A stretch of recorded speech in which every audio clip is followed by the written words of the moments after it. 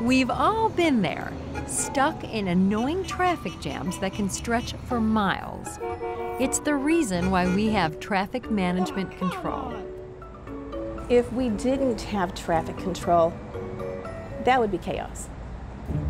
And if you haven't noticed, the men and women of IBEW Local 9 are out on the roads at all times, responsible for the maintenance and upkeep of those systems to help keep traffic flowing.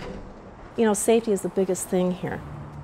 My daughters, my family, my friends, everybody is driving out there.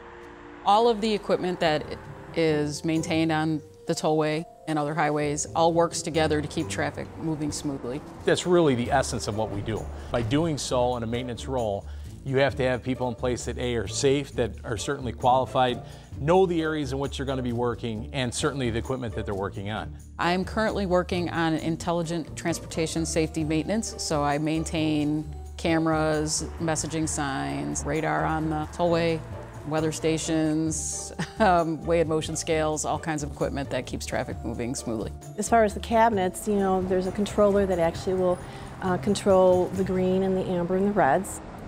And there's also a form of communication in the box so that we can actually talk to the cabinets so we know the type of traffic flow that's going. If there is a problem, if something's wrong, then we can address it, and then we can get the proper people out there to take care of it in a reasonable amount of time. We take the time to actually do the diagnostics on the equipment to see if it is functioning properly, and if it's not functioning properly, then repair it.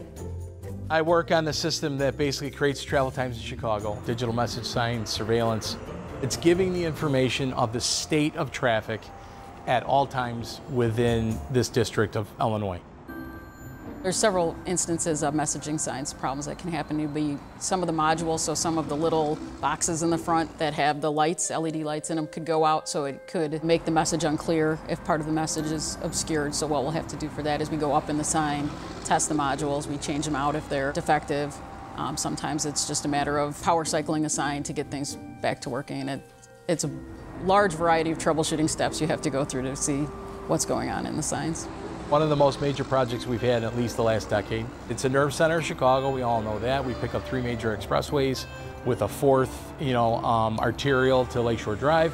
And as far as the amount of traffic that passes through there, I think it's a staggering number of vehicles. You know, everyone's got to get through the nerve center of Chicago. And ultimately what it's doing is it's creating a better flow through that area, through new flyovers, new bridges, as well as new ramps in order to get traffic in and out of that area.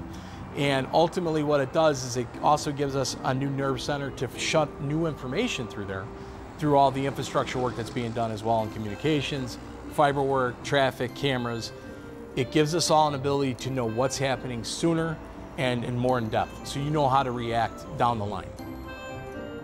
The reversible lanes are used in order to be able to shunt people in and out of the downtown area as quickly and as efficiently as possible when the need arises. Very important system for that core because of the amount of vehicles and people you are getting in and out of the city on a daily basis to work, and also for special events. So it plays a very vital role in being able to take pressure off a specific direction of traffic. Doing it safely, doing it where we're constantly upgrading our knowledge base for new equipment, creating new classes at our apprenticeship program. I'll be finishing up my apprenticeship program this year, and starting this summer I'm going to start teaching at the school myself. So I will be teaching CPR, first aid, and basic electricity, and they're working on developing more computing classes that I'll also have a hand in the future.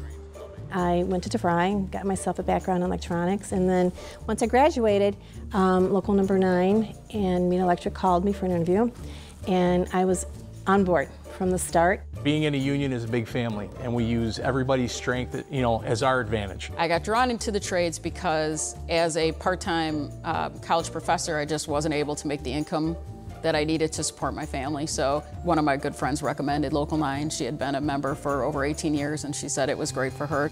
So I went to the union, and it brought me here, and I have a stable income and a comfortable life and good benefits, and it's been great for me.